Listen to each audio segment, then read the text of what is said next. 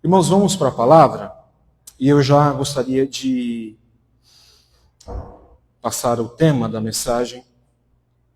E antes de nós lermos o texto, abrirmos o texto, mas para que já ficasse guardado no seu coração daquilo que vamos conversar hoje, segundo a boa vontade do Senhor. O tema de hoje é foco no lugar errado, idolatria na certa. Foco no lugar errado, idolatria na certa. Então hoje nós vamos falar sobre foco e nós vamos falar sobre idolatria. E talvez o tema idolatria, dentro de um contexto evangélico, seja algo que a gente nem presta muita atenção. Mas é sobre isso que nós vamos conversar hoje. Amém? Entre todos esses meus anos de vida adulta, uma coisa que eu aprendi com muita experiência, vivência mesmo, né? É que nós só conseguimos controlar o nosso foco. Você não consegue, eu não consigo controlar nada do que acontece ao nosso redor. Você não consegue controlar. Você não consegue controlar as circunstâncias que acontecem à sua volta. As notícias que chegam, você não consegue controlar. Mas o seu foco, sua atenção, você consegue controlar. Você consegue. Parece que não. Seja nas coisas mais simples, como o que comer, o que beber, o que assistir. Seja nas coisas mais complexas, nas decisões que você precisa tomar.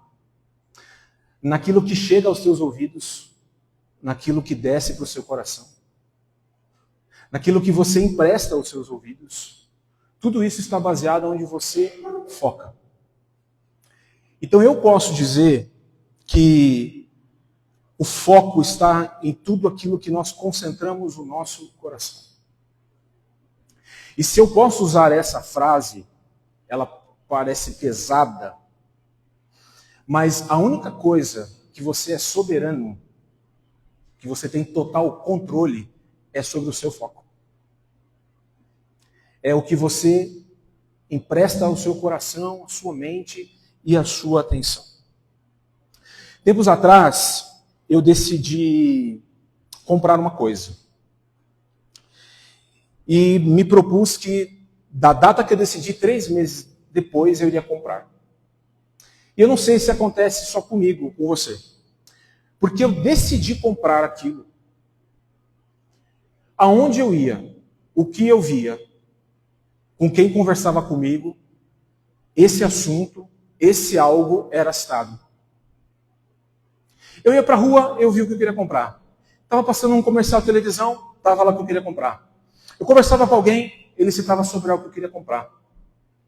E aquilo ficou permeando o meu coração e a minha mente. Eu falei, mas não é possível. Porque eu decidi comprar esse algo. Parece que aonde eu vou, parece que há outdoors dizendo assim, olha, não esqueça de me comprar. Era quase como se fosse uma mensagem. Daqui 3 vezes, me compra. E eu fiquei pensando, né, se é algo natural. Mas aí, como curioso que eu sou, eu fui pesquisar isso. Se isso é normal. E eu não pesquisei no ChatGPT não, tá? Para você confiar na credibilidade da minha informação, tá? Isso se chama viés de confirmação. E o que é isso? É quando algo desperta o meu e o seu interesse. Então esse viés de confirmação é a nossa mente começa a prestar atenção naquilo que você quer comprar. Então é como se a sua mente fizesse uma autosseleção. E é como se fosse um filtro. E tudo que você deposita na sua mente é como que fosse um filtro. Tudo que é irrelevante escoa e tudo que de fato importa fica. Então como eu decidi comprar este algo na minha mente, isso estava sempre. Porque o que era relevante e importante para mim comprar era aquilo que ia ditar talvez o que eu ia fazer, o que eu ia deixar de fazer. Então isso, na verdade, é quando o meu cérebro foca e considera aquilo que somente importa. Então, nessa noite, irmãos, eu gostaria de conversar sobre a importância de nós investigar o nosso coração para saber aonde estamos focados. Qual é o foco do meu e do seu coração? E eu sei que existe uma classe de gente desfocada. Gente que está vivendo aí, você pergunta para ele não sabe explicar. Ele apenas está, assim, ele não vive, né? Ele passa pela existência. Você pergunta para ele se ele tem propósito de vida, se ele sabe por que ele nasceu, por que ele nasceu. A pessoa está totalmente desfocada. Mas esse é um assunto para outro dia. Eu quero conversar hoje com pessoas que estão focadas. Nós aqui, porém, focadas no lugar errado. Focada na coisa errada. Na pessoa errada. Com sentimentos errados. Então eu falo hoje, assim, penso e creio, que vou conversar com pessoas que estão focadas, porém no lugar errado. E como eu sei que Deus não erra o CEP, e a carta que Ele mandou é para nós, então é para nós. Então que com o coração aberto, a gente possa receber do Senhor aquilo que Ele tem para falar conosco, né? E Ele está falando comigo já há alguns dias a respeito disso. Talvez você e eu estejamos focados no lugar errado por apenas falta de instrução bíblica. Falta de iluminação do Evangelho na sua vida. Porque não é vir aos cultos que faz de você um cristão. É como você vive depois do culto, né? Então, é sobre isso que eu queria conversar com os irmãos. Então, essa ministração tem esse objetivo. De levar a perceber, irmão, nos levar a perceber que se nós estamos com foco errado, não tem como, nós estamos no lugar de idolatria. Se o seu foco estiver no lugar errado, você está num lugar de idolatria. Seja você, seja eu. Nós estamos carregando um ídolo. Escondido. Dentro de nós. Assim como eu coloco esse smartphone aqui no meu bolso. Talvez nós, sem que percebamos, estamos carregando conosco um ídolo. E o pior de tudo, sem que as pessoas que estão ao nosso redor, talvez também percebam que nós também estamos carregando um ídolo. E eu sei que talvez eu vou quebrar alguns paradigmas aqui a respeito de idolatria e de ídolo. Porque a gente tem uma mente muito focada, muito definida e pré-definida quando a gente fala sobre esse assunto.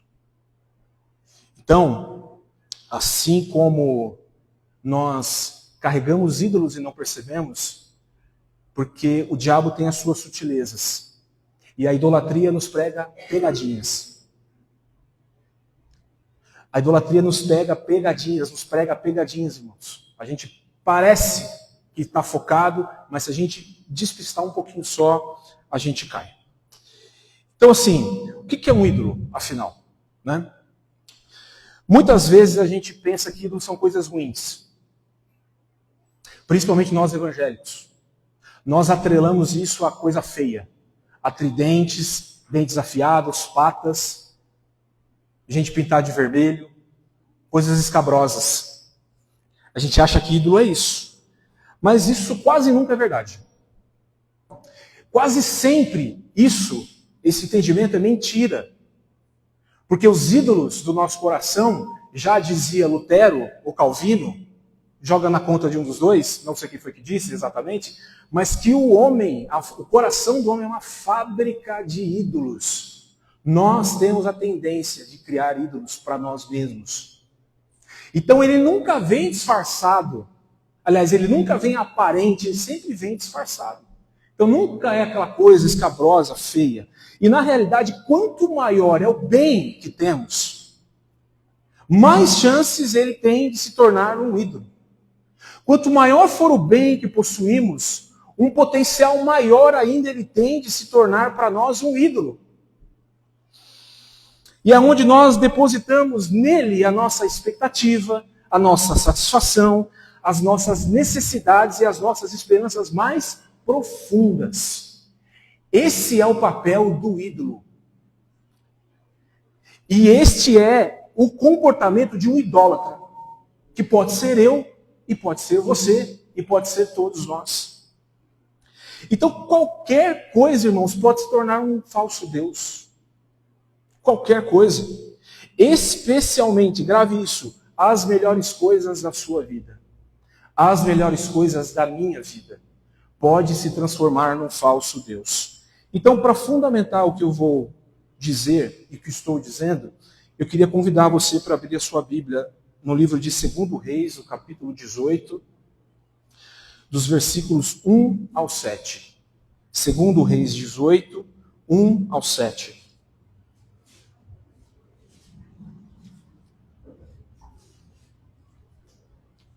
A versão que eu vou ler e o que vai ser projetado aqui está na versão NVT. Se você quiser acompanhar aqui, fique à vontade, ou pode acompanhar na sua versão mesmo. 2 Reis, capítulo 18, versículo de número 1 ao 7. Diz assim o texto. Despedaçou a serpente de bronze que Moisés havia feito, pois os israelitas queimavam incenso para ela. A serpente de bronze se chamava Neustã. Ezequias confiava no Senhor, o Deus de Israel. Não houve ninguém como ele entre todos os reis de Judá, nem antes, nem depois. Ezequias se apegou ao Senhor, não se afastou dele, e teve o cuidado de obedecer a todos os mandamentos que o Senhor tinha ordenado por meio de Moisés. Assim, o Senhor estava com Ezequias, e ele era bem-sucedido em tudo o que fazia. Amém? Feche os seus olhos mais uma vez, por gentileza. Pai, no nome de Jesus, nós nos submetemos à autoridade da Tua palavra, Senhor. E eu te peço nessa noite que a Tua palavra venha com poder, graça, mas também venha com clareza, venha com iluminação e libertação das nossas mentes e do nosso coração. Senhor, eu não sei como os meus irmãos chegaram aqui. Talvez cada um com problemas diferentes, situações diferentes para serem resolvidas. Mas eu peço que o Senhor, pela sua graça e pelo poder do Teu Espírito Santo, possa aquietar e acalmar os corações de cada filho, de cada filha Tua aqui nessa noite, Senhor. Para que a Tua palavra possa cair no nosso coração. A boa semente que cai numa boa terra. Seja assim nessa noite, Senhor. E no nome de Jesus Cristo, nós saímos daqui exortados, confrontados, edificados, mas também consolados pelo Teu Espírito. É o que eu oro, Senhor, nessa noite e te agradeço, no nome de Jesus. Amém. Amém. Que Deus nos abençoe, irmãos, na leitura, na compreensão e na aplicação dessa palavra. Amém? Irmãos, Ezequias, só para contextualizar, para vocês entenderem por que eu escolhi esse texto para conversarmos. Ezequias ele foi o 13º rei a se sentar no reinado de Judá após a morte de Salomão. 13º. Dele para trás, todos os reis que se assentaram no trono foram péssimos reis. Foram péssimos governantes. Se perderam, não seguiram ao Senhor, não obedeceram a sua palavra. Mas o Ezequias fez aquilo que era reto diante do Senhor, conforme está no capítulo 18, no versículo 3, que nós lemos. Ele confiou no Senhor de todo o seu coração. Esse era o rei Ezequias. Confiou de todo o coração, demonstrando ao Senhor uma firme devoção, amor, entrega a Ele. Mesmo em meio a um contexto idólatra que Judá estava vivendo, e com ameaças externas. Então, quando Ezequias subiu ao poder, Judá era praticamente um estado subordinado da Assíria. Por quê? Porque o seu pai, com medo de que a Síria e o reino do norte viesse contra eles, ele foi pedir ajuda para o rei da Síria. Só que, como nós já sabemos que não existe almoço grátis, o rei da Assíria pediu algo em troca. Pediu o ouro e a prata do templo, e pediu os bens do palácio. E o rei Acás, pai de Ezequias, deu. Só que o pior de tudo isso aconteceu no capítulo 16. Porque além dele entregar os bens, ele olhou para as práticas pagãs que a Assíria fazia. Porque era um povo pagão. E além de entregar, de se submeter ao reinado, ele disse assim: vou imitar estas práticas idólatras para o meu povo lá em Israel. E a Bíblia vai dizer no capítulo 16 que ele convoca o sacerdote e pediu para que ele replicasse tudo, os altares, os postes, para que o povo de Israel também fosse idólatra. Ele levou esse povo a uma prostituição espiritual. Esse era o cenário. Segundo Reis 16, 10 e 11 está esse contexto. Mas em resposta à fidelidade de Deus, quando Ezequias assume o trono que estava ocupado pelo seu pai, ele removeu os altares idólatras, ele quebrou as colunas sagradas, ele derrubou os postes ídolos, ele quebrou todos esses objetos associados a uma falsa adoração, e além disso ele foi lá e destruiu a serpente, que era a serpente que Moisés havia mandado fazer. Então ele havia, o que havia se tornado um objeto idólatra, essa serpente. Grave bem isso. Então tudo isso com o propósito de trazer o povo de volta a uma adoração verdadeira. Esse era o contexto, irmãos. E quem era Ezequias? Ezequias, ele foi uma pessoa ousada. Por que ele foi ousada? Porque ele era um homem focado. Mas Ezequias era um homem focado no lugar certo. Ele era focado no Senhor. E a Bíblia diz que ele fez o que precisava ser feito com firmeza. Porque o povo havia se corrompido. A espiritualidade de Israel, de Judá, era uma espiritualidade plural e idólatra. Espiritualmente idólatra. Espiritualmente corrompida. Então, se você ampliar o texto e olhar para o contexto, você vai ver que Ezequias teve uma atitude para além da sua alçada. Porque de quem era o papel de fazer isso? Dos sacerdotes e dos levitas. O papel de Ezequias como rei era governar. O papel de Ezequias como rei era resolver problemas do cotidiano. Mas ao analisar e ver a apatia dos líderes, daqueles que de fato tinham que fazer, Ezequias foi lá e penso que, tomado pelo Senhor, e tomou essa atitude de derrubar esses altares e desfazer tudo aquilo que havia sido feito. Então, contudo, diante da apatia daqueles homens que deveriam assumir essa tarefa, Ezequias tomou a dianteira da situação. Ele focou no lugar certo. E com coragem, o seu posicionamento dizia o seguinte: eu vou colocar ordem nessa bagunça. Grave isso, irmãos, que eu estou falando. Tudo isso que eu estou falando sobre a sua vida e sobre a minha vida. É isso que nós estamos falando essa noite. Tanto que ele fez o que era correto, que o verso 3 do 18, o autor escreveu: Ezequias fez o que era certo. E aqui vale uma lição, irmãos. O que é certo é certo. E às vezes, se eu e você não fizermos o que é certo, outras pessoas vão fazer por nós. Porque o que é certo é certo. Ele não era talvez a pessoa mais adequada para fazer, mas Deus olhou para a sua atitude e falou: boa, Ezequias, você fez o que era correto. E se você observar com mais atenção, você vai ver que ele removeu os santuários, todos. E Ezequias realizou um ato ainda mais significativo, que foi o quarto. Ele despedaçou a serpente de bronze que Moisés havia feito.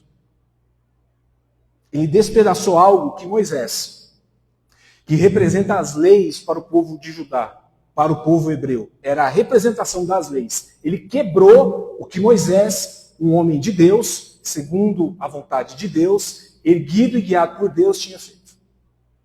Ele nem olhou e falou assim: nossa, é de Moisés, isso eu não vou quebrar. Não, ele foi lá e ele despedaçou também isso. E se nos colocarmos no lugar de Ezequias, você chega a ver uma bagunça, você crente e fala, não, está tudo errado, eu vou consertar isso aqui. O primeiro, o segundo e o terceiro ato, eu e você faríamos. Mas será que nós teríamos a coragem de fazer o quarto? De quebrar aquilo que o próprio Deus havia mandado o Moisés fazer? Essa é a questão. Então, e é delicado, mas se explica. Por que Ezequias fez isso? Mas antes de explicar, eu quero citar uma frase de um missionário chamado Stanley Jones, que vai se conectar bem profundamente com aquilo que eu estou falando, e vocês vão entender. Esse missionário, depois de visitar muitos países, ele chegou a uma conclusão, e em um dos seus livros ele disse assim, o maior inimigo do cristianismo não é o anticristianismo, é o subcristianismo. Eu vou repetir para você entender.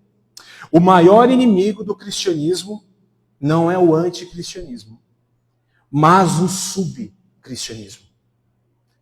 O maior adversário do cristão não é o que está à sua frente, não é o oposto, não é o que o confronta. Mas o nosso maior inimigo é quando a gente vive abaixo das expectativas que o Evangelho nos propõe. Porque, irmãos, derrubar postes ídolos, quebrar estátuas, derrubar altares é anticristianismo. Mas e o sub? E quando eu e você estamos abaixo das expectativas que Deus coloca sobre nós, daquilo que Deus espera de mim e de você, daquilo que Deus espera da sua igreja, isso é subcristianismo. E muitas vezes nós estamos vivendo esse subcristianismo, vivendo abaixo do cristianismo, vivendo abaixo do evangelho, vivendo abaixo. Então esse é o grande problema. Então essa frase, ela reflete extremamente a condição espiritual que o povo estava vivendo naquele momento. Eles deveriam ser o povo de Deus. Eles deveriam ser o povo que seguiam as leis. Eles deveriam ser o povo que devia ser luz para as nações, porque essa era a missão da igreja no Antigo Testamento, do povo, ser luz para os povos, para que através da luz, que era refletida através deles, os povos vizinhos se achegassem ao povo de Deus, e assim também compartilhasse desta mesma verdade. Mas eles estavam vivendo um subcristianismo. Eles não eram luz, eles não eram reflexo, eles não eram exemplo. Então, por causa desse subjudaísmo que eles estavam vivendo, Ezequias foi ousado no seu quarto movimento. Ele despedaçou a serpente que Moisés havia feito, pois o propósito original pelo qual essa serpente havia sido feito não estava mais sendo feito. E é aí que pega a questão da idolatria. E eu vou explicar isso. Eu vou ler um texto com vocês em Números 21, 4 ao 9.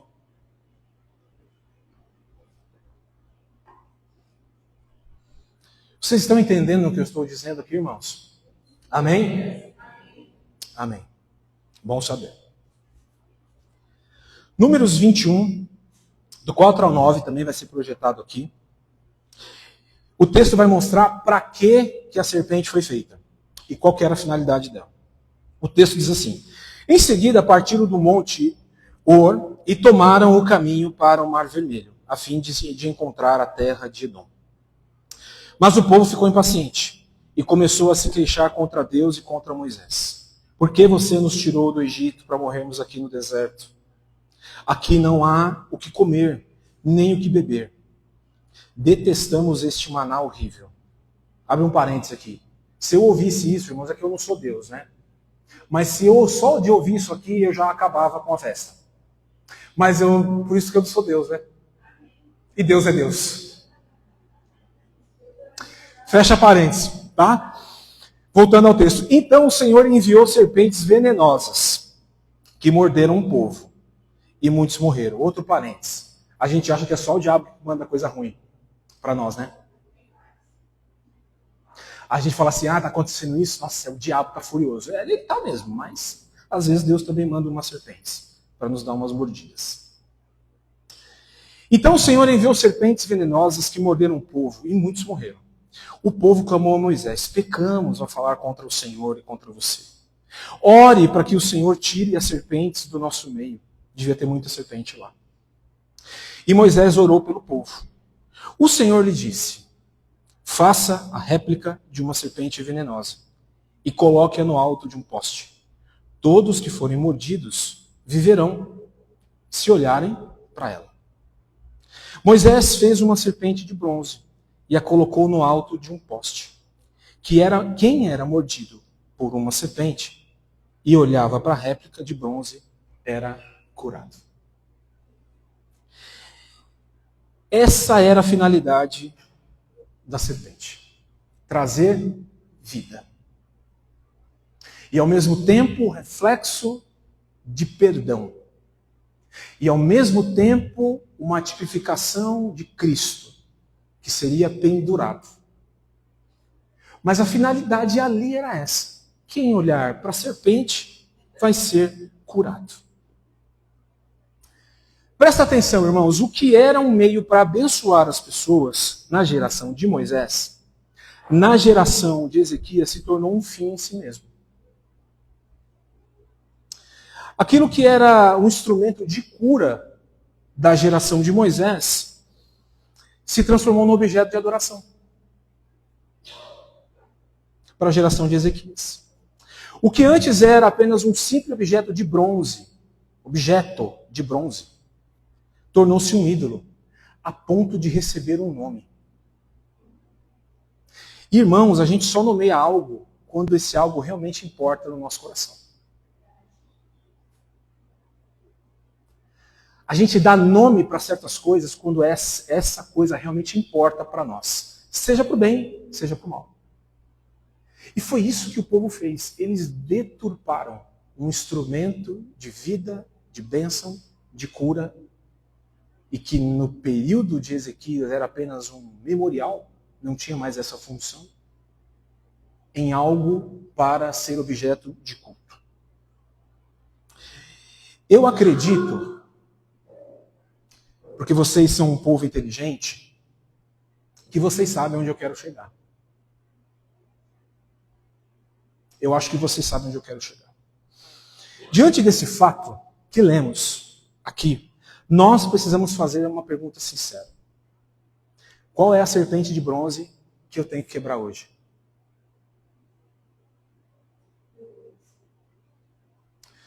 Qual é a serpente de bronze que eu tenho que derrubá-la e destruí-la?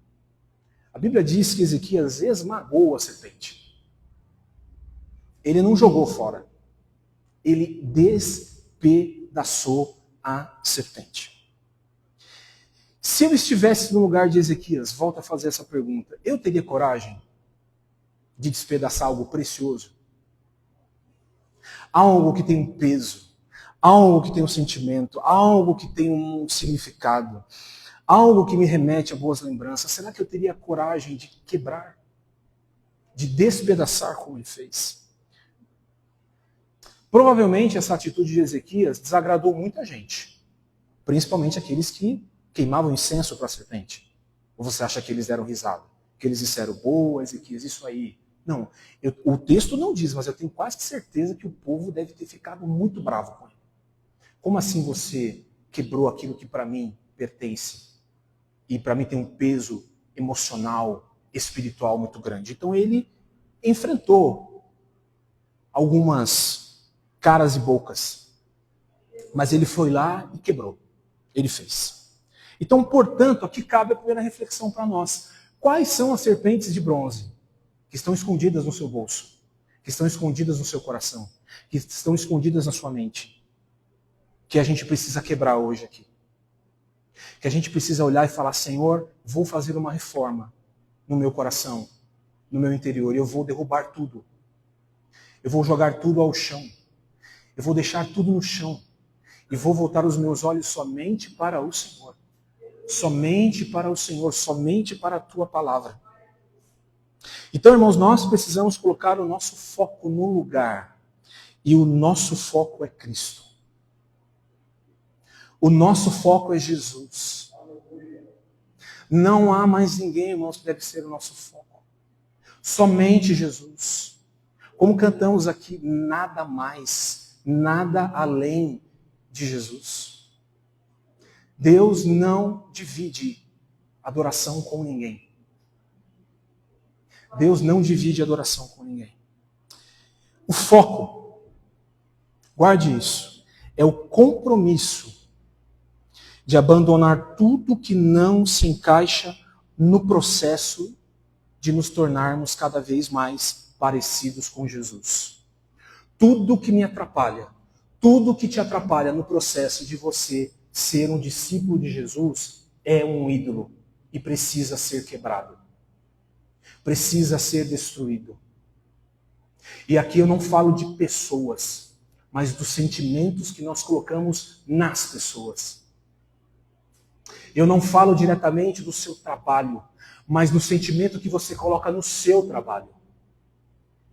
Então tudo isso, se tudo isso te impede de se tornar cada vez mais um discípulo de Jesus, hoje o Espírito descortina diante de nós a verdade nua e crua e dura e dizer, você está dividindo a sua adoração com mais alguém, que não sou eu.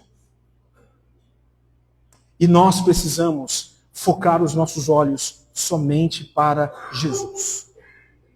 Somente Jesus, irmãos, porque esse é o cerne do Evangelho. Não tem mais ninguém, é Cristo. É o seu sacrifício, é o seu sangue vertido, é a sua encarnação, é a sua missão, é o que Ele faz por nós hoje, é Cristo. Os meus olhos devem estar voltados somente para Jesus, somente para Ele. Somente para Ele. Então, para aplicarmos esse texto, e se o foco é abandonar tudo o que me desconfigurou na caminhada, porque às vezes, irmãos, a gente começa bem com Jesus, mas com o passar do tempo, como um celular, como um computador, a gente vai dando uma desconfigurada. Sabe? Entra um vírus ali, o software está pesado, a memória está... e a gente vai se desconfigurando sem perceber. E às vezes o nosso foco desvia de Cristo. Então a gente não vem mais para a igreja por causa de Jesus. A gente vem para a igreja por causa de outra coisa. Tem gente que vem para a igreja por causa de pessoas. Irmãos, eu sou um entusiasta disso, de que nós devemos vir à igreja por causa dos nossos irmãos. Porque celebramos junto a comunhão. Mas, irmãos, se você só vem na igreja para ver os seus irmãos, e o teu foco não é Cristo, não é celebrar Jesus, você está desfocado. Aliás, você está focado no lugar errado. E às vezes, o que te motiva a vir para a igreja são pessoas e não o Cristo. O que te motiva a vir para a igreja é o irmão que torce para o mesmo time que o seu, e não Jesus. E não a sua palavra. E não o que ele tem para fazer, e não o seu espírito. Então isso na caminhada vai desconfigurando a gente. Então se foco é a gente ajustar para tudo aquilo que nós precisamos fazer, ajustar o foco daquilo que nos desconfigurou, basta um passo, irmãos. Um conselho, uma atitude, uma coisa só. Posicioná-lo a Cristo. Olhar em Jesus. Então, se é uma lição prática para hoje, eu só vou trazer uma. Mas ela é carregada de muita coisa. Nós precisamos ter a coragem de eliminar. Aí a pergunta que o Espírito nos faz hoje, está afim? Quer eliminar? Ou você vai derrubar os outros altares, aquilo que é anticristianismo, e aquilo que é subcristianismo você vai fazer de conta que não viu. E não vai destruir. A pergunta é, temos coragem de eliminar? E não é o que eu vou dizer que você deve eliminar. É o que o Espírito vai dizer ao seu coração que você deve eliminar. A pergunta é, teremos coragem? Mas a aplicação para nós é, precisamos ter coragem de eliminar. E quando eu me refiro a eliminar, irmãos, é como fez Ezequias. Destruir. Sem chance de colar de novo. Sem chance de remontar novamente. É dar cabo. É destruir literalmente. Ao analisar o que a gente estava lendo agora, o que estava levando o povo à ruína espiritual, além dos postes, era um instrumento de bênção, irmãos. E é sobre isso que eu quero pesar no nosso coração e trazer a nossa reflexão. Era algo que Deus nos deu, que deu aquele povo para ser instrumento de bênção. Então eu chego, irmãos, à triste conclusão que existem coisas que Deus nos deu. Existem coisas que Deus nos autorizou a fazer. E fazer com o intuito de abençoar a nós mesmos e as pessoas. Que no final das contas se tornou um ídolo. Existem coisas que Deus nos deu. Que Deus nos autorizou a fazer. Que no começo estava cumprindo o seu propósito. Mas hoje não está mais. E a palavra de Deus para nós é destrua. Destrua. Eu não estou falando para você refazer a ideia, refazer o conceito. Não é destruir. É o que Deus está fazendo. Porque às vezes, irmãos, para Deus reconstruir, Ele manda a gente destruir certas coisas. Existem coisas que para Deus construir, Ele pede para a gente desconstruir, desmontar. Mas tem coisas que Deus fala, destrua, põe no chão, quebra, elimina, não olha mais para trás. E é sobre isso. Porque, irmãos, existem coisas, podem existir coisas no meu e no seu coração que foi bênção e hoje é uma maldição. E vocês não se escandalizem com o termo maldição, porque tudo aquilo que não glorifica a Deus, irmãos, é maldição. Tudo que não glorifica a Deus não é bendição, é maldição. E aí o Espírito precisa vir até nós e dizer, destrua. Tem coisas que estão no nosso coração. E eu não vou falar que de todo o coração que está aqui. Eu sei que tem no meu. Eu posso afirmar que no meu tem. Que o Espírito está dizendo, é ídolo, trate de quebrar. Não divida a minha adoração com nada, com ninguém. Então, quando nós falamos de idolatria, a gente sempre espelha para as religiões vizinhas. Porque eles são os idólatras. E nós não somos. Então, nós tendemos a acreditar que a idolatria é adorar mortos. Né? Venerar os mortos. Uma pessoa morre, é canonizada, vira um símbolo. E aí passa-se a prestar culto, orações, às vezes coisas, patuazinho, né? Quem veio de outras religiões sabe, né? A figa, né? O pé de coelho. Acha que idolatria é isso. Mas tudo pode ser um ídolo. Tudo. E se tudo pode se tornar um ídolo, a pergunta é, como a gente cria um? Como que eu e você temos a capacidade de pegar algo besta, insignificante, e transformar num ídolo? A gente tem essa capacidade de fazer isso. É quando nós damos um valor além do devido para aquilo. Sabe quando a gente cria um ídolo? Quando a gente dá valor demais para uma coisa que não merece tanto valor assim. A ponto de não sabermos mais viver sem aquilo. Aí, a pergunta é, você se vê sem o seu emprego? Se hoje você perder seu emprego, você fala assim, se eu perder meu emprego, eu não vivo sem o meu emprego. Bingo, é um ídolo. Ah, eu não me vejo sem a minha profissão. É? Então, se a sua profissão for tirada, o seu chão abre e a sua razão de existir acabou. Ídolo. Ídolo. Se o meu filho morrer, porque enquanto fala de coisas, a gente... Mas se o meu filho morrer... Eu sei, irmãos, e eu falo isso porque eu sou pai. Então, como diz aí fora, estou no meu lugar de fala. Se minha filha morrer hoje, eu vou chorar. Eu vou lamentar. Eu vou sofrer, eu vou chorar. Mas eu vou continuar vivendo. E se a gente fala, sem o meu filho eu não vivo, bingo, seu filho é um ídolo. Ah, sem o meu marido eu não existo. Bingo, Seu marido, sua esposa. Ah, e se a minha mãe morrer? Bingo, sua mãe e seu pai. Deus não divide a devoção com ninguém. E é isso que a gente não presta atenção, irmãos. Deus está lá olhando para a gente, e do mesmo jeito que a gente fala, eu te amo, Senhor. Te amo pro pet, te amo pro carro, te amo pra avó, te amo pro boi, te amo pro trabalho. É tudo te amo. Ama um, ama outro. E Deus só olhando. Ah, tá bom.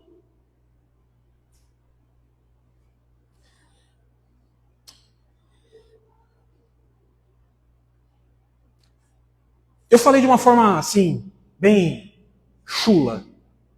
Mas tem um pastor que eu gosto muito, pastor Tim Keller. Ele escreveu um livro chamado Deuses Falsos. Eu acho que com muito mais elegância ele vai explicar o que isso quer dizer. Moisés, pode projetar para mim, por favor. Preste atenção, irmãos, no que está escrito lá na projeção. O que é um ídolo? Qualquer coisa mais importante que Deus para você.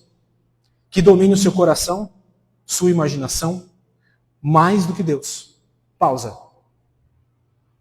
Só que a gente pode ir para casa. Aí ele continua.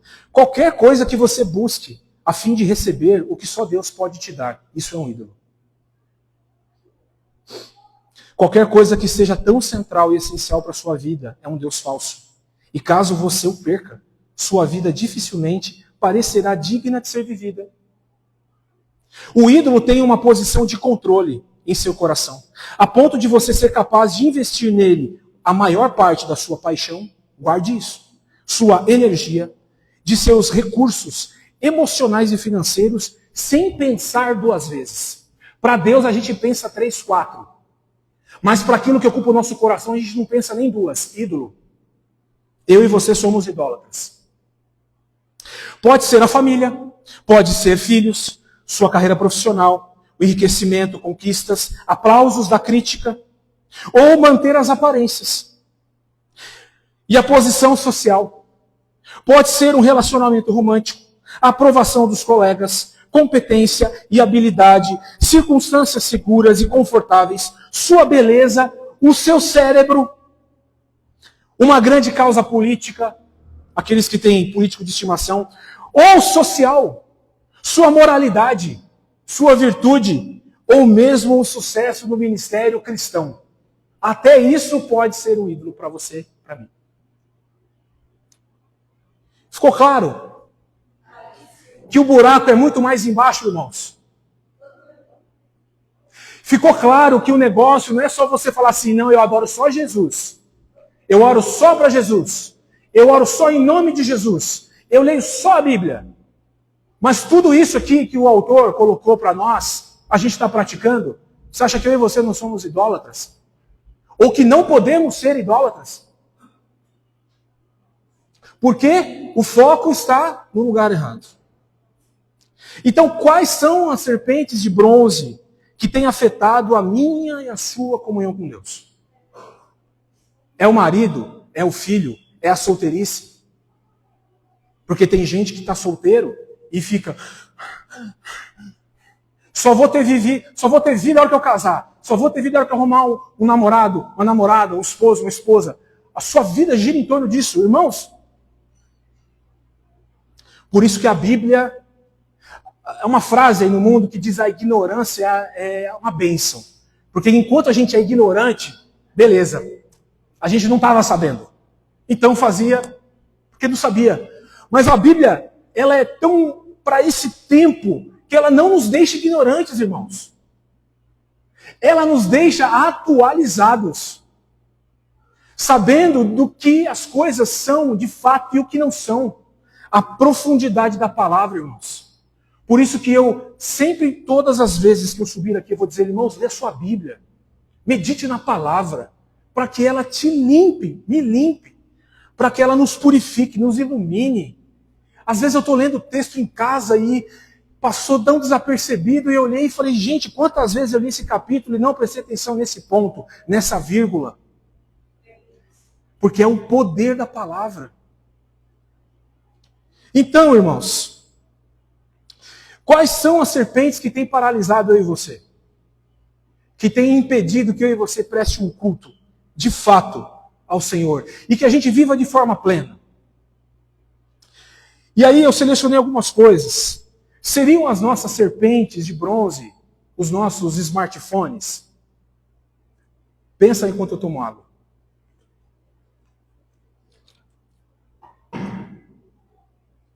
Se você considerar a relevância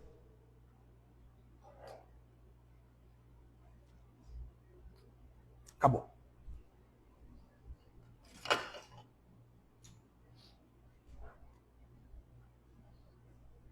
Som. Se você considerar a relevância hoje em dia disso aqui, ó, esse espelho preto que você tem aí, a gente faz tudo por ele hoje. Tudo. Mas também por meio dele, a gente cobiça, inveja, odeia, engana, é enganado. Através disso aqui. Uma janelinha preta. A ponto de nós não vivermos sem. Será que isso tem te roubado o culto ao Senhor?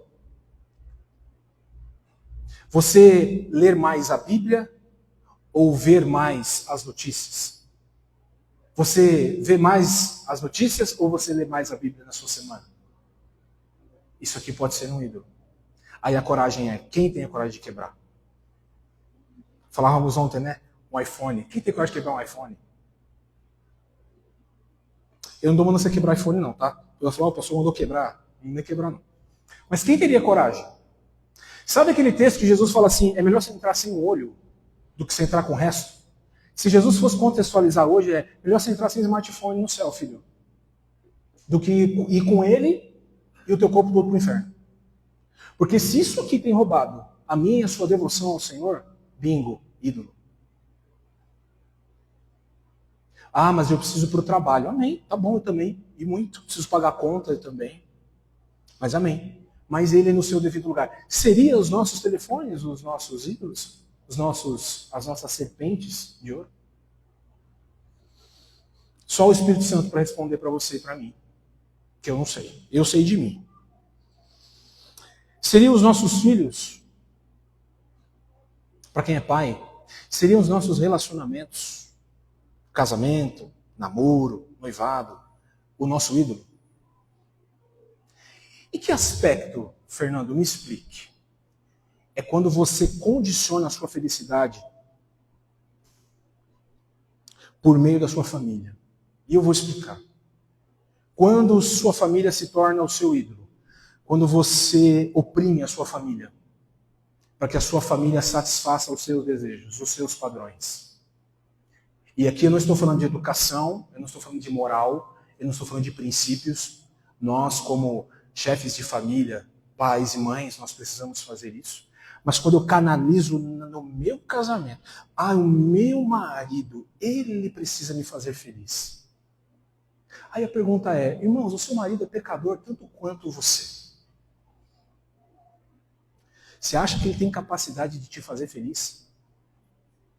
De verdade? Não seria Deus o único capaz de fazer você feliz? Aí a gente fala assim, por que você casa? Antigamente era, eu caso para ser feliz. Aí eles deram um upgrade. Aí a resposta era, não, eu caso para fazer o outro feliz. Eu não posso fazer a Alessandra feliz, 100%. Porque tem dia que eu levanto de mau humor, quase todo dia. Tem dia, irmãos, que eu dou uma resposta atravessada para ela, porque eu não estou bem. Em casa nós temos a cultura de orarmos. Mas tem dia que eu não percebo que ela precisa de oração e vou lá orar por ela. Vai ter dias que vai acontecer. Aí pensa a Alessandra colocando toda a vida dela em mim, Fernando, pecador. Quando a nossa família é um ídolo? Quando a gente faz isso. Quando a gente projeta nos nossos filhos que eles sejam aquilo que eu não consegui fazer. O que eu não consegui ser. Eu sou um frustrado e aí eu jogo todas as minhas expectativas no meu filho. Para que o meu filho seja a representação, a extensão daquilo que eu não consegui ser, ter, ir. Então que ele vá. Aí eu pressiono, eu oprimo, eu brigo. Tudo para que ele seja o que eu não sou. Isso é quando nós fazemos da nossa família, do nosso casamento, um bezerro. Ou, nesse contexto, uma serpente de bronze. Seria o nosso trabalho a nossa serpente de bronze? Será que o conforto e o status que o meu trabalho traz não seria uma serpente de bronze?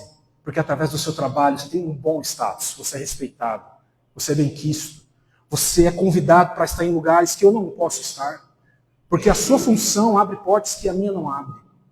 E aí você não consegue abrir mão disso, porque traz muitas benesses, muitas bênçãos, muitas virtudes, muito network, muitas pessoas, aplausos, fotos. Pode ser. Talvez a gente está queimando incenso para o nosso trabalho. O lugar de adoração, um altar de adoração que deveria ser ao Senhor, a gente dá ao nosso trabalho. Eu não estou falando para você faltar no seu trabalho, não estou falando para você não fazer hora extra quando precisa fazer, não estou falando que você não cumpra as metas que precisa cumprir, mas eu estou falando de coração, aqui, ó, o que é o seu trabalho. Infelizmente, nós não saberemos se de fato o nosso trabalho é uma serpente de ouro até o dia que a gente for testado. Até o dia que eu e você fomos confrontados e talvez o seu ganho esteja colocado em risco. Se você não fizer isso, você não vai ganhar. Ou se você não fizer isso, você vai se mandar embora. Esse é o dia que a gente vê se o nosso trabalho é uma serpente. Se é o nosso ídolo. Ou seja, pode representar quando que o nosso trabalho se torna um ídolo. Até o dia que a gente é confrontado e vê que o nosso trabalho pode representar para nós uma perca. Ah, eu não vou fazer isso porque eu vou perder meu emprego. Vou perder minha posição. Eu não vou ganhar. Ah, irmão, você pode ter certeza que esse é o dia que o nosso trabalho se torna, a nossa profissão se torna um ídolo. E quarto e último, teria o próprio Deus se tornado para nós uma serpente de bronze? Aí é o problema. Como assim Deus se torna uma serpente de bronze? Como Deus pode ser o meu ídolo e não meu Deus? Pode. Parece loucura, mas parece. E é. Deus pode se tornar a nossa serpente de bronze quando eu trato Deus como uma máquina autônoma de refrigerante e salgadinho. Quem aqui já usufruiu de uma máquina autônoma de refrigerante e salgadinho? Nas paradas, nos hospitais, posto de gasolina, todo mundo sabe o que é uma máquina autônoma, né? Você põe a moeda, escolhe o produto cai. Quando Deus pode ser um ídolo para mim? Quando eu trato Deus como uma máquina de petiscos. Eu vou lá, deposito a moeda. E o que é essa moeda? São as orações, a leitura bíblica, o levantar das minhas mãos, as minhas lágrimas, a minha voz. Eu canto para Deus, digo que Ele é lindo, que Ele é maravilhoso, que Ele é isso. E vou colocando moeda. Ah, Deus, Tu és bom. Você vem na oração, você vai no GPS, você está em tudo. Você está nos cultos, você está na sua casa firme, você prega para um mendigo, para um usuário de droga, e você vai. E você vai colocando moeda até um dia que você mira em algo, que você foca em algo, e você vai lá e aperta o botão da bênção. E aí, eu não sei se você já teve essa experiência de colocar moeda e enterrar o negócio e o negócio não vir. Sabe? Quem nunca pôs uma moeda e o produto não veio, né? O que você faz? O que todo mundo faz, irmãos, quando a máquina enterra?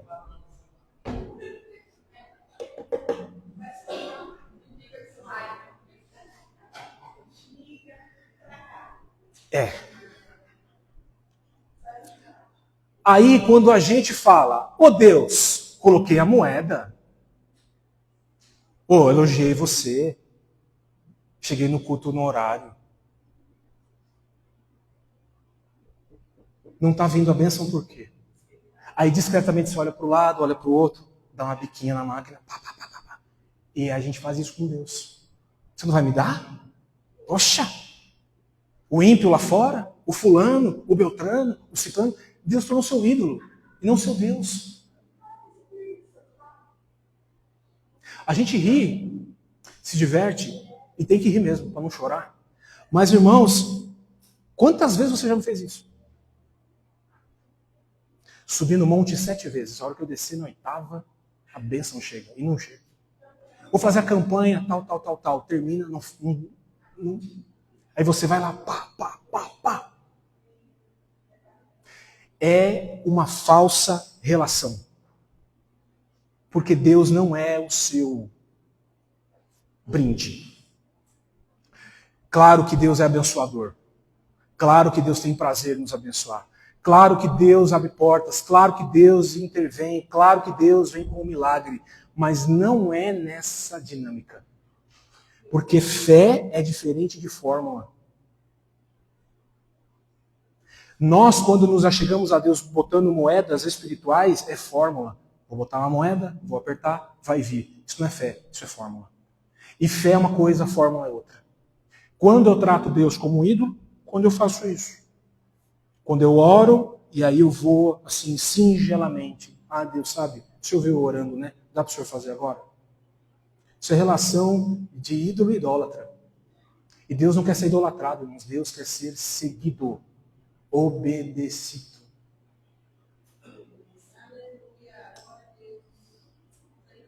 Como disse Pedro para Jesus, duro este sermão, Senhor. Mas é duro mesmo, mas traz vida. Amém? E eu vou concluir aqui. Diante dos fatos que nós lemos, vemos, conversamos, talvez a gente se encaixe em alguns desses que eu citei aqui. Mas talvez sejam outros que eu não citei. Porque é tão amplo, né? Talvez seja algo que o seu coração, enquanto eu falava, veio à sua mente. E prontamente você disse assim, não, isso não, imagina. Não, isso sim. É isso aí que você talvez pensou. Talvez seja isso. Aquilo que você precisa quebrar nessa noite. Então, justamente esse é o ponto, irmãos. Aonde está a nossa serpente e o que nós vamos fazer com ela? Então, diante desse fato, o que fazer? Eu só vou ler um texto, você não precisa ler.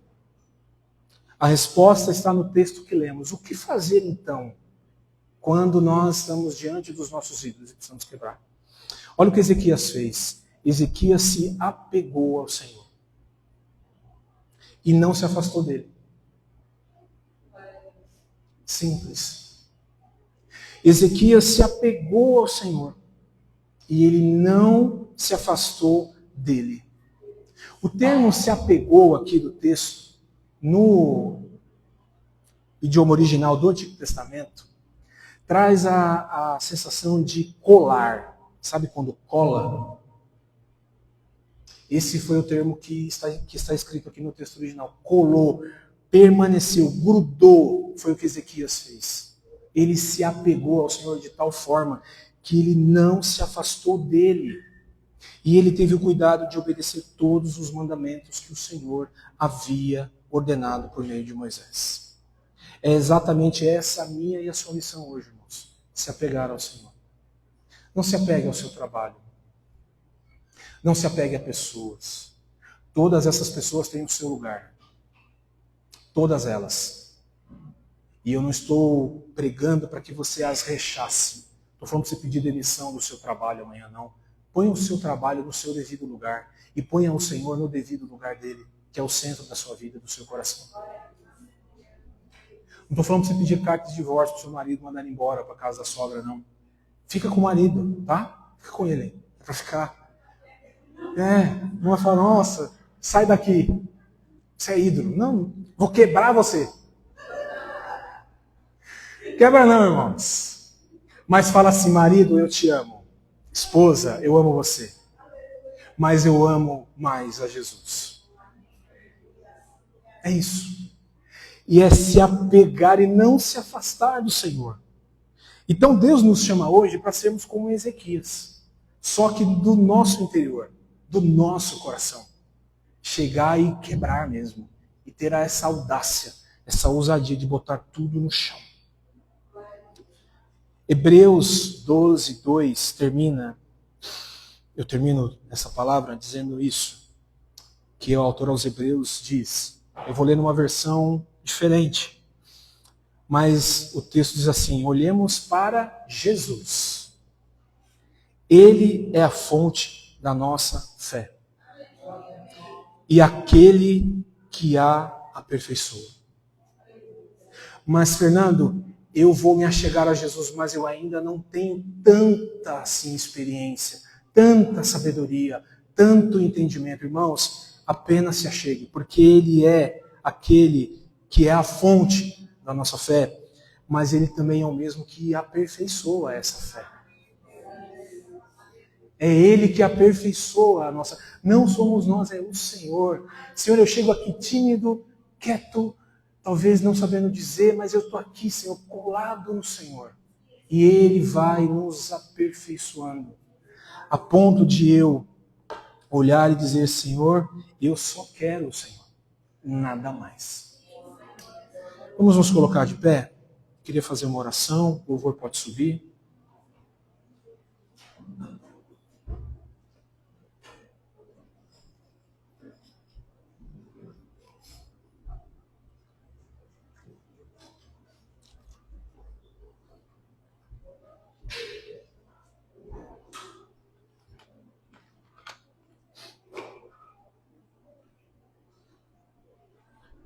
Podem ir tocando baixo, tá? Baixo enquanto eu vou orar, tá? Irmãos, eu queria que, mediante aquilo que nós ouvimos aqui, você fizesse o exercício de olhar para o seu coração e pedisse a Deus. Eu tenho certeza que Deus falou com todos nós. E eu tenho certeza de que, de alguma forma, o Senhor trouxe luz para áreas do nosso coração. Então eu tenho a plena certeza de que existe algo no seu coração, como há no meu, que nós precisamos ter essa ousadia de falar, Senhor, eu vou quebrar isso aqui. Por mais que seja precioso, por mais que tenha custado, por mais que tenha tido relevância até semana passada, mas hoje não tem mais. Teve relevância até o ano passado, mas esse ano não tem mais. E é isso, Senhor, que eu quero fazer em forma de entrega ao Senhor. Para que quando eu fizer isso, os meus olhos voltem somente para o Senhor. E que o Espírito, que é o Espírito da verdade, que nos convence do pecado, enquanto oramos, eu tenho certeza que Ele vai orar por você junto ao Pai. Porque essa é a função dele. É como se disséssemos palavras todas enroladas e o Espírito Santo vai levando ao Senhor, traduzindo essas palavras. Então eu creio que enquanto orarmos aqui, o Espírito Santo irá levar ao Senhor. Porque nós não sabemos orar como convém. Certo? Mas o Espírito Santo intercede por nós com gemidos inexprimíveis. Mas que o seu coração deseje o Senhor e que o seu coração deseje destruir tudo aquilo que você sabe que está sendo empecilho de que você se torne um discípulo de Jesus, verdadeiramente. Amém? Feche os seus olhos. Pai, no nome de Jesus, Espírito Santo de Deus, que se move no meio de nós, porque somos o teu povo, somos os teus filhos, comprados e mente voltados para o Senhor. Então, Senhor, nós assumimos aqui a nossa responsabilidade. Confessamos o nosso pecado. Dizemos sim, Senhor, nós agimos como quem é idólatra. Nos comportamos como aqueles que são idólatras, que voltam seus corações para pessoas, para coisas, para bens, para dinheiro, para saúde, para beleza, para status, para tantas coisas. Quando o Senhor deveria ser a fonte de todas as coisas que nós precisamos. Senhor, nos perdoa. Mas fazemos a partir daquilo que fomos iluminados nessa noite. Nós voltamos o nosso olhar para Ti. Nós voltamos o nosso olhar para a cruz, porque foi a tua cruz, Senhor. A cruz que verteu sangue, a cruz que simboliza a morte, mas também vida. É ela que nos salva, é ela que nos redime, é ela que nos cura, é ela que nos transforma, é ela que nos constrange, é ela que nos leva em novidade de vida, porque o Senhor esteve naquela cruz. Então nós voltamos o nosso olhar para Ti, Senhor, nessa noite. Que o nosso olhar esteja, Senhor, de segunda a segunda, do horário que levantamos até o nosso deitar, os nossos olhos voltados para o Senhor. E tudo o que fizermos, tudo o que fazermos, tudo o que falarmos, tudo o que pensarmos, tudo o que sonharmos, tenha o Senhor como o fiel da balança, Senhor.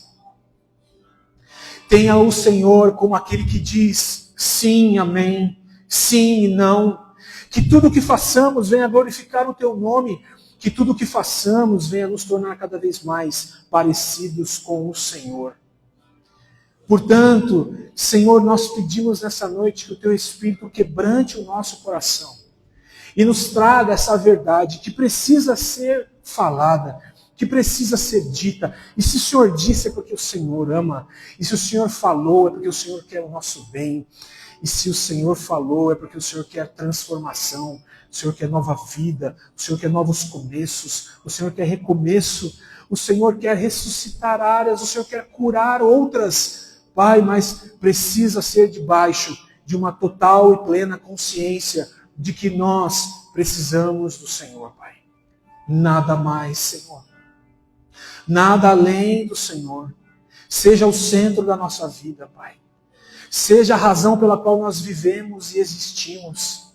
Seja a razão pela qual a gente ama os nossos filhos, cuida das nossas esposas, vai trabalhar. Que o Senhor seja a razão pela qual a gente sobe no púlpito, canta, prega, ora. Seja o Senhor a razão pela qual nós abraçamos, nós investimos, nós emprestamos o nosso ouvido. Seja o Senhor a razão de tudo da nossa vida, Senhor. Nada mais do que o Senhor, Senhor. E nós rejeitamos, nós anulamos. Senhor, nós denunciamos hoje todo e qualquer ídolo que esteja no nosso coração. E nós o derrubamos e nós o destruímos, Senhor. No nome de Cristo Jesus. No nome de Cristo Jesus. Você pode orar agora com essa canção. E que o Espírito Santo continue falando ao seu coração. Amém?